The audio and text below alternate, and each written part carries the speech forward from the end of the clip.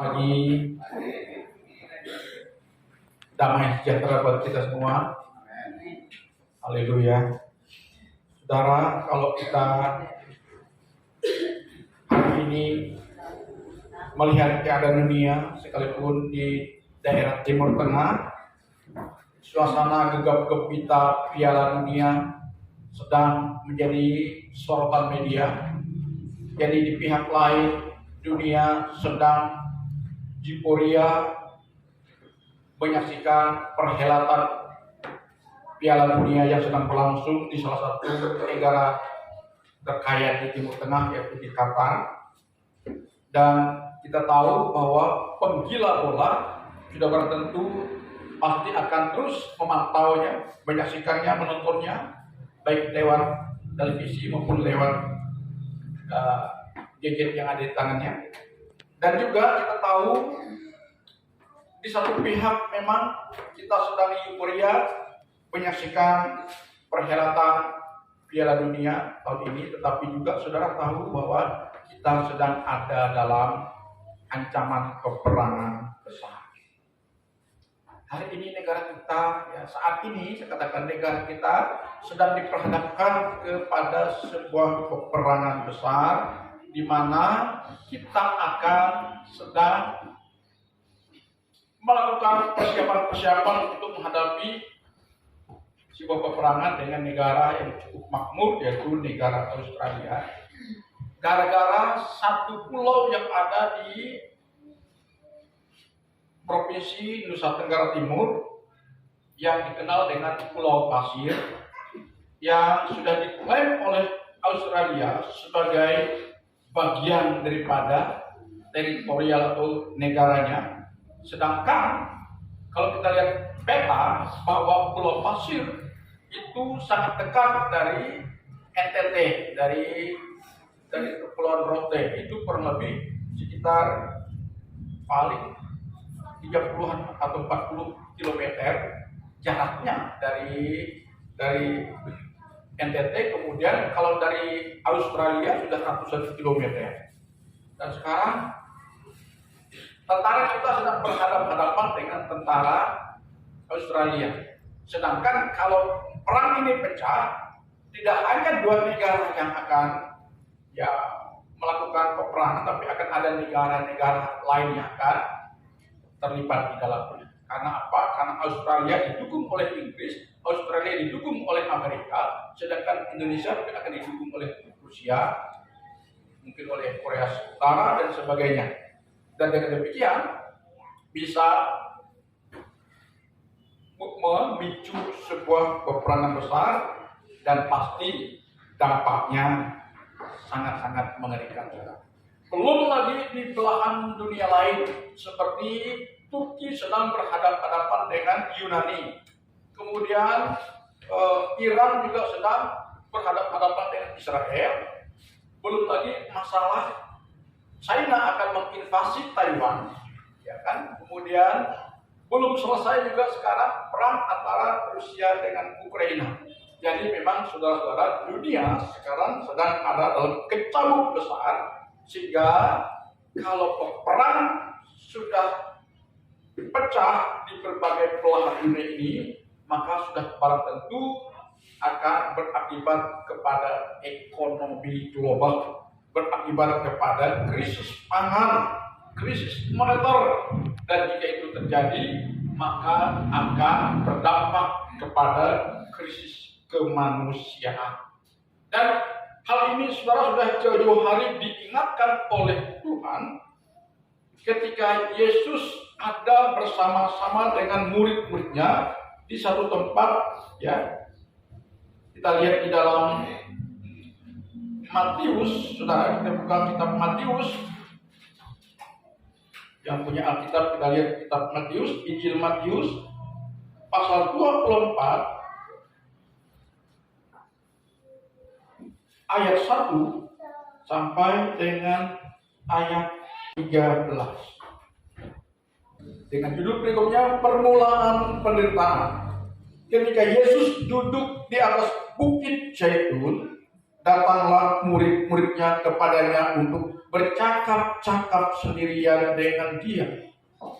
Katanya, kata mereka, katakanlah kepada kami bila manakah itu akan terjadi, dan apakah tanda kedatanganmu dan tanda kesudahan dunia?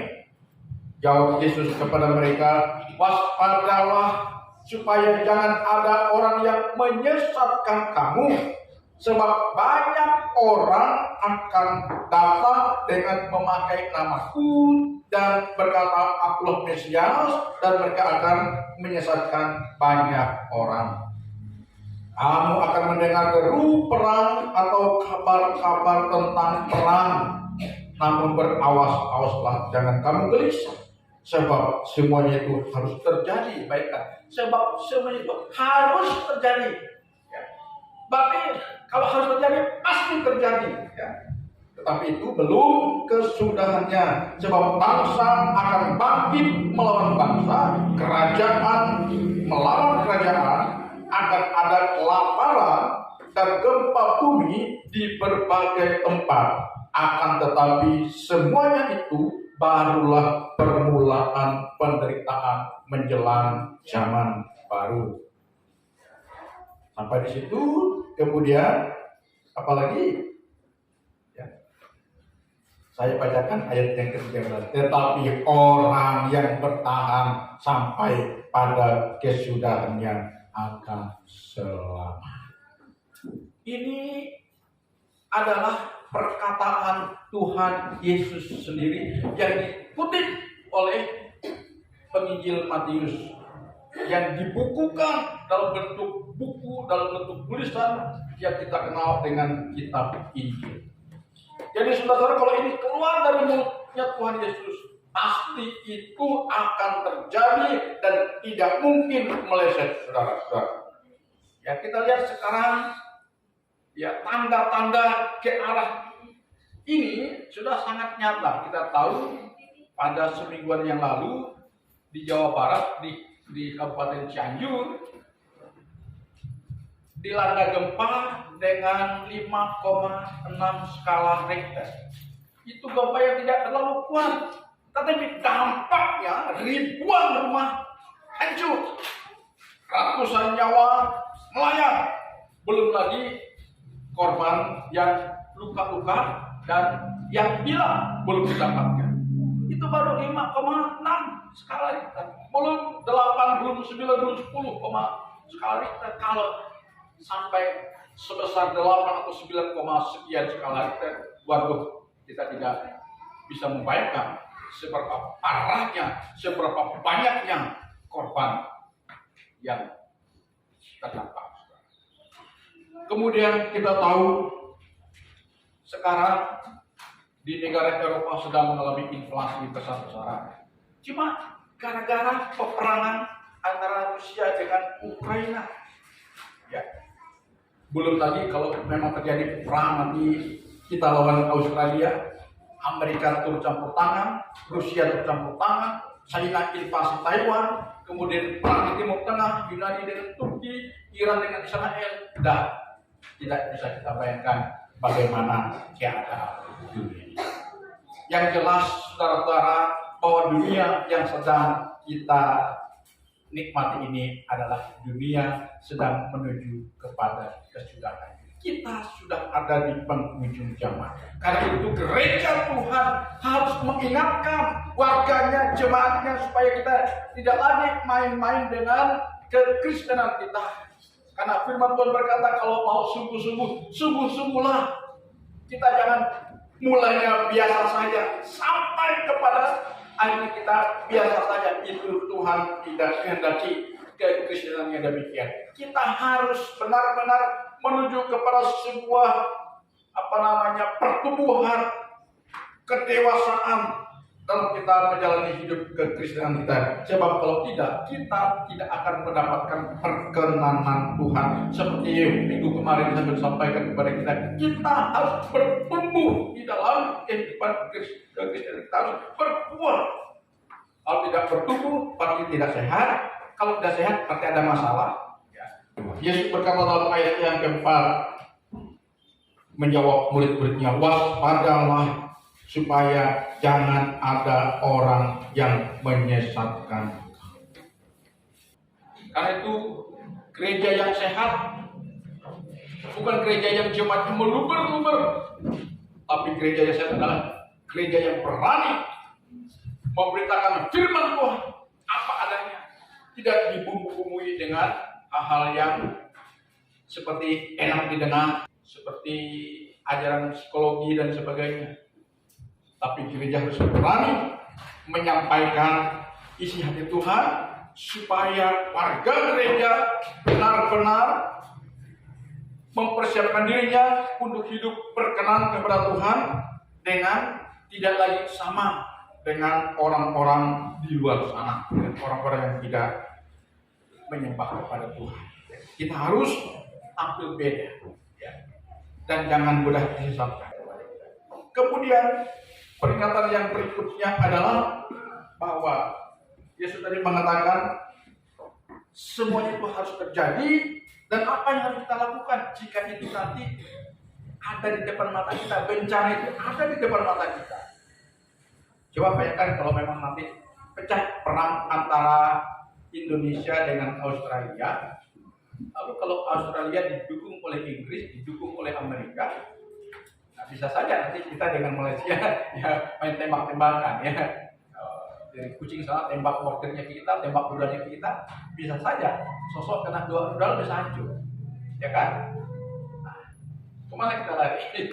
Kita tidak punya bunker, kita tidak punya tempat-tempat pelindung, tidak seperti di negara seperti di negara Timur Tengah yang sudah kaya raya, mereka sudah mempersiapkan diri seperti Israel, mereka ada bunkernya. Kalau ada misalnya sirene tentang serangan musuh, warganya sudah mulai ngumpet lari ke tempat bersembunyi di bawah tanah. Sudah disiapkan sedemikian rupa. Kita mana ada tempat persembunyian? Rumah kita ya kayak rumah begini.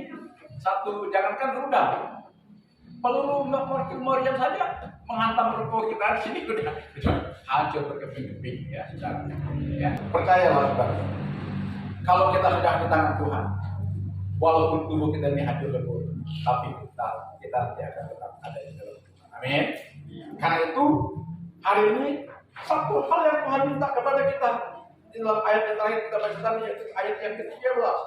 Tetapi orang yang bertahan sampai pada kesudahannya akan selamat. Apa artinya orang yang bertahan sampai kepada kesudahannya? Apa kata sinonimnya orang yang bertahan sampai kepada kesudahannya? Dalam suka duka dia bertahan sampai akhir.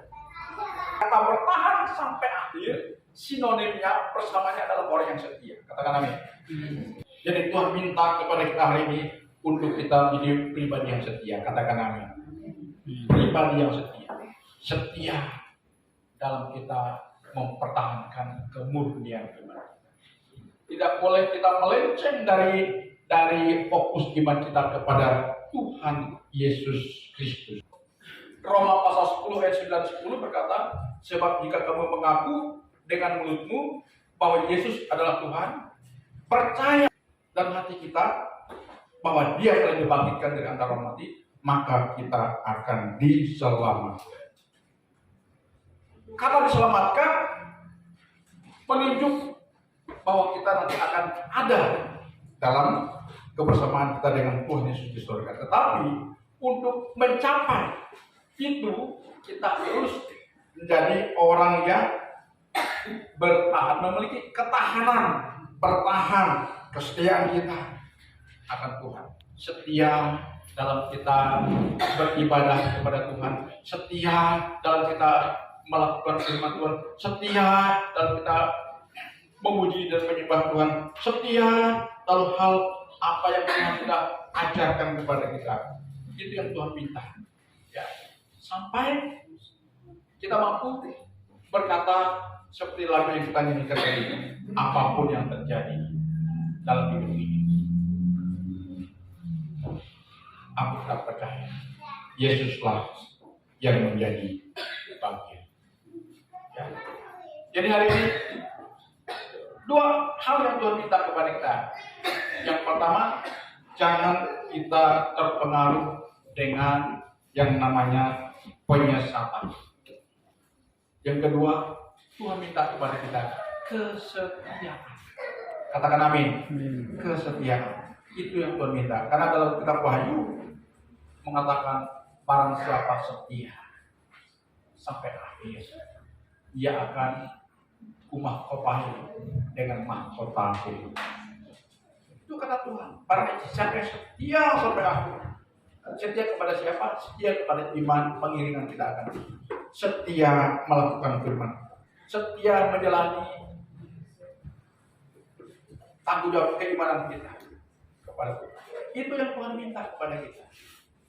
Di luar kesetiaan, tanpa kesetiaan,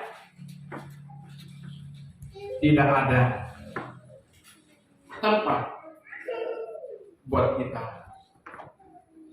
di surga. Jadi, marilah hari ini kita menjadi pribadi yang setia. Katakan amin. Ayo, setia. Kita ulang lagi. Setia dalam hidup Tuhan. Setia beribadah. Setia berdoa. Setia memuji Tuhan. Setia menyembah Tuhan. Setia dalam melayani Tuhan. Setia untuk melakukan perkara-perkara. Dengan demikian, kita percaya jaminan perlindungan Tuhan akan terus kita alami dalam hidup kita sehari-hari. Walaupun dunia sedang berkecamuk, percayalah kita sudah ada di hati Tuhan, di pikiran Tuhan, di tangan Tuhan, di rencana Tuhan. Jadi Tuhan sudah menjadi bagian dalam hidup kita. Tinggal kita berani kita mempercayakan hidup kita ini kepada Tuhan. Itu saja.